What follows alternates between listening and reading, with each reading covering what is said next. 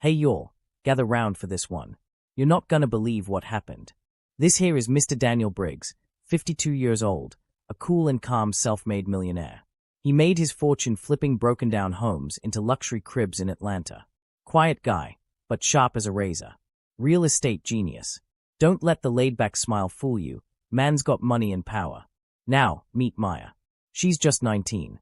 Small frame, messy braids, eyes that been through hell. Homeless. Parents gone. Ain't had a real meal in days. You'd see her outside Daniel's shiny downtown office, asking folks for spare change or food. But instead of helping, people laughed, judged, turned their noses up like they was better than her. What happened one afternoon? Man, the whole city found out who Maya really was, and what Daniel did changed everything. Stick around till the end, 'cause you ain't gonna wanna miss how this turns out. And hey, if you love real, raw stories like this, hit that subscribe button right now. Don't miss a single one. Atlanta heat don't play. The sun beamed down hard, bouncing off the glass buildings, cooking the sidewalks like a skillet. Folks rushed up and down the street with their iced coffees, phones to their ears, acting like they was late for something important. Nobody really looked around. Nobody noticed her. But she was there. Every day. Same spot. Just outside that big silver building with Briggs and Company. Realty written across the glass doors. Her name was Maya. She looked small sitting there on that ragged old blanket. Wore the same hoodie every day, sleeves stretched out and faded. Her shoes were busted up, one had no laces, and the bottom was so thin it flapped when she walked. She held a little cardboard sign in shaky hands. Hungry. Anything helps. God bless. Most folks just walked by. Some glanced real quick and kept it moving. Others, they laughed. One guy once dropped a penny in her lap and said, "Get a job." Another lady rolled her eyes and muttered, not her again." Maya didn't say nothing. She just kept her head down. Quiet. But if you looked real close, you'd see her lips moving, whispering little prayers to herself. Just trying to hold on. But what they didn't know was that Maya wasn't just some random girl on the street. She had a story, a past, and a secret that she kept tucked tight under her arm every single day, a small black sketchbook. Now that sketchbook. It was beat up and held together with tape, but it was her heart. Inside were pages and pages of drawings. Real ones. Raw ones. Her mama, before she passed. A street corner she remembered sleeping under during a storm. Faces of people she'd seen around the city. And dreams, pictures of big houses, art galleries, and the kind of life she used to pray for. She drew every chance she got. When her belly growled. When the noise got too loud. When the world felt too heavy, she'd pull out her stubby pencil and sketch. Now up on the 18th floor of that shiny building. That's where Daniel Briggs had his office. Man didn't say much. Always wore a dark gray suit, clean white shirt, and them shiny loafers with no laces. Folks in the office called him Mr. B. Tall, silver hair, calm voice. But everybody knew, he was the boss. Real estate king of the South. Daniel had seen Maya before. Noticed her one morning when he sipped his coffee by the window. At first, he didn't pay her much mind. Another homeless kid in a city full of M. But something about her stuck. Maybe it was the way she clutched that sketchbook. Or the fact she never begged loud, never chased people, never cursed. Just sat there, quietly, like she was waiting for something. One day, Daniel watched as a group of office interns walked out, laughing. One girl pointed at Maya and said loud, "Yo, she's here again. That sketchbook probably just full of stick figures." They all cracked up and walked right past her like she was trash on the sidewalk. Daniel didn't smile. Didn't say nothing. He just sipped his coffee and watched Maya close the book, holding it tight like it was the last piece of her soul. Back on the street, Maya's stomach rumbled. She hadn't eaten since a peanut butter sandwich 2 days ago. She was tired. Her whole body hurt. That sidewalk wasn't soft, and nights got cold. But she didn't cry. She'd already cried enough tears to flood the whole block. She flipped to a blank page in her sketchbook and started drawing something new. A building, big, bold, with glass windows. Her dream art studio. In the corner, she sketched herself, holding a paintbrush, smiling wide. That was how she got through the day, drawing dreams that felt too far to reach. Then came the rain. Fast. Out of nowhere. The kind of Atlanta rain that don't knock. It just busts through like it owns the place. People ran for cover, screaming and slipping in their fancy shoes. Maya curled up tight, pulling her hoodie over her head, tucking the sketchbook under her shirt to keep it dry. Her blanket soaked quick. She shook from the cold, but she stayed put. Couldn't run. No place to go. That's when the door to the building opened. At first, she didn't even look up. Just figured it was another worker going home early. But then she heard the click of leather shoes. Slow. Steady. Coming closer. And then, silence. She looked up. And there he was. Mr. Daniel Briggs, standing right in front of her, holding a big black umbrella. His eyes weren't full of pity. Just calm. Focused. You okay? He asked, voice low and smooth. Maya nodded quick. Yes, sir. I'm fine. She started to scoot away, scared he was gonna tell her to leave. But he didn't. What's in the book? He asked, pointing to her sketchbook. She froze. She didn't like showing people her drawings. Too personal. Too raw. But something about the way he asked, soft, not pushy, made her pause. I draw, she said quietly. May I see? She looked at him. His shoes were getting wet. His suit was too. But he didn't seem to care. Slowly, with trembling hands, she pulled the sketchbook out, opened it to the first page. He leaned down under the umbrella. Page after page, faces, places, full city scenes. He didn't say a word, just flipped through, nodding gently. Finally, he looked up. You're talented, he said. Real talented. She blinked. Thought maybe she misheard him. Thank you, she whispered. He reached into his coat and handed her a clean white business card. Come see me tomorrow. 10 a.m. Don't be late. And just like that, he turned, walked back inside, and the doors closed behind him. Maya stared at the card. Daniel Briggs, CEO, Briggs & Company. Her heart pounded. Was this real? Was she dreaming? The rain still poured, but now, she didn't feel so cold. She held that card tight like it was made of gold. Tomorrow, everything might change.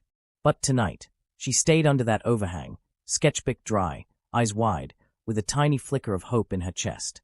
And for the first time in a long while, she smiled. Maya barely slept that night. Every time she closed her eyes, her mind would spin. What did Mr. Briggs want? Was it real? Or just some kind of joke? She'd been fooled before. Folks promised food or help, only to laugh and walk away. But this felt different. She clutched that business card like it was a lifeline. She didn't even let go when she dozed off for a few minutes, sitting upright under that store awning. The card stayed tucked inside her hoodie pocket, pressed close to her heart. By the time the morning sun crept over the buildings, she was already wide awake. Nervous. Stomach tight. She washed her face in the gas station bathroom down the block, cleaned her shoes with paper towels, and straightened her hair the best she could using a cracked mirror. She took one last look at the card. Briggs & Company. Realty, 18th floor. At 9:50 a.m., she stood in front of the big glass doors, the same ones she used to sit outside of. People were still rushing in and out, barely noticing her. But this time, she walked inside. Security gave her a side eye, but when she showed them the card, their whole tone changed. Mr. Briggs told us you'd be coming, one said, picking up the phone. Go on up. 18th floor. Elevator ride felt like it took an hour. Her hands were sweaty, her knees shaky. When the doors opened, she stepped into a hallway lined with dark wood and soft lighting. Fancy art on the walls. Quiet. Clean. Nothing like the world she came from. A woman with a tight bun and a bright smile waved her over. Hi, Maya. Mr. Briggs is expecting you. She was led to an office with tall windows and bookshelves filled with real estate awards and old books. Behind a massive oak desk sat Daniel Briggs, the same calm face she saw yesterday, now dressed in a navy suit. Maya, he said, standing up. You made it. Yes, sir, she said, voice soft. Thank you for, not ignoring me. He smiled just a little. Have a seat. She sat on the edge of the leather chair like it might eat her. I looked at your drawings, he said. You've got raw talent. You see the world in a way most people don't. That's a gift. Maya didn't know what to say. No one had ever called her gifted before. Mostly they called her dirty, lazy, or trash. Let me tell you a little secret, Daniel said, leaning back. You know how I got started in real estate? She shook her head. I was 20. Broke. No job. No family to help. I used to paint houses just to eat. Then one day, I met a man who saw something in me, gave me my first shot. He leaned forward, his eyes sharp but kind. Now I'm giving you one. Her eyes widened. You're gonna work with my design team. They handle house staging, model homes, all that. But what we've been missing is soul, emotion, your art. It brings that. I want to see what you can do. Maya's voice cracked. I don't have no resume, no ID, nothing. We'll handle that, he said. You'll start with paid training. We'll set you up with a place to stay, food, clothes, and whatever you need to work. You focus on creating. That's your job now. Tears welled up in her eyes. Not sad tears, the kind that sneak up when you realize something good is actually happening. You serious? She whispered. I don't waste time with jokes, he said, standing up. Now come on. Let's introduce you to the team. The rest of the day was a blur. She was taken to the design floor, full of people sketching layouts, building color palettes, arranging furniture on tiny scale models. The head designer, a kind woman named Serena, welcomed her with open arms. Mr. Briggs said you've got magic in your fingers, she said, handing Maya a drawing pad and some new pencils. Maya stared at them. Fresh, unused, clean. She hadn't had anything new in years. They showed her a blank model room that needed design ideas for a new real estate project. It was a big house going on the market soon, and they wanted something bold, something fresh. Maya sat down and began to draw. Quiet at first, unsure. But once that pencil hit the paper, she was gone, in her zone. She didn't just draw walls and furniture. She sketched feelings. A warm fireplace corner. A chair by a window where someone could read a book. Soft shadows and morning light. It wasn't just design, it was life. By the end of the day, the whole team stood around her sketches, nodding, pointing, smiling. Serena looked at her and said, Girl, you just changed the game. Later that night, Maya walked into a small studio apartment that Mr. Briggs had arranged. Clean sheets. Full fridge. Hot shower. She dropped her bag by the door and fell back on the bed, laughing and crying at the same time. That night, she slept like a baby. No sirens. No hunger. No fear. Just dreams. Real ones. The next few weeks, Maya blossomed. Every morning she came in early, her sketchbook full of new ideas. Every design she did. Hit after hit. Buyers started noticing the emotion in the houses. People said it felt like home. That was all Maya. And Daniel Briggs. He watched quietly, proud. She didn't just work for him. She reminded him of where he came from, of the fire that built him. And now, he was helping her light her own. 3 months later, the same glass doors Maya once sat outside of, now they opened for her. Automatic. Smooth. Like the life she was slowly stepping into. She walked into the building each day dressed in fresh clothes, hair done, portfolio in hand. The staff who once ignored her, now they greeted her by name, even smiled. Funny how fast the world changes when you get a shot. But Maya never let it get to her head. She didn't forget. She couldn't forget. Not the nights she slept on cardboard. Not the cold mornings when people walked past like she was invisible. Not the security guard who said, "Move along." Not the office lady who rolled her eyes. She remembered them all. But she didn't hold hate. Because now, she had something stronger, purpose. Mr. Briggs had promoted her to junior lead on a big project, a high-end luxury property outside the city. It was her biggest job yet. He trusted her with the design, the feel, the mood, everything. You're not just creating spaces, he told her, you're telling stories. She took that to heart. Each wall color, each couch, each window placement had meaning. She didn't just design what looked good, she designed what felt right. And buyers, they loved it. The house sold in 6 days. Mr. Briggs called her into his office the morning after. He didn't say much, just handed her a sealed white envelope. Inside, a bonus check with more zeros than she'd ever seen, and a letter. You are no longer just part of the team. You are the future of this company. Keep going. Keep shining. Daniel Briggs. She stood frozen, tears in her eyes. Why me? She finally whispered. There were so many others on the street. So many better dressed, better spoken. Briggs leaned back and said something she'd never forget. Because when I looked into your eyes, I didn't see a beggar. I saw a builder. 2 weeks later, Mr. Briggs held a press conference on the steps outside the building. Maya stood beside him, nervous but proud. Dozens of cameras flashed. Reporters asked questions. He shared her story, the real one. The one about the girl who used to beg right outside their door. The one no one cared to see. And how now, she was designing million-dollar homes. He didn't say it for pity. He didn't say it for show. He said it so people would open their eyes. Success doesn't always wear a suit, he said. Sometimes, it wears torn hoodies and holds a sketchbook. The crowd clapped. People online went wild. Maya's story spread fast, news blogs, social media, podcasts. Suddenly, people wanted to know more. Art schools called. Magazine interviews followed. Even a TV feature wanted to spotlight her journey. But Maya kept her focus. She used that new platform to do something most wouldn't. She went back. To the same street where she once begged. Same corner. Same awning. She set up a pop-up art station. Put up a little sign. Sketches for dreams. Kids from the shelters came.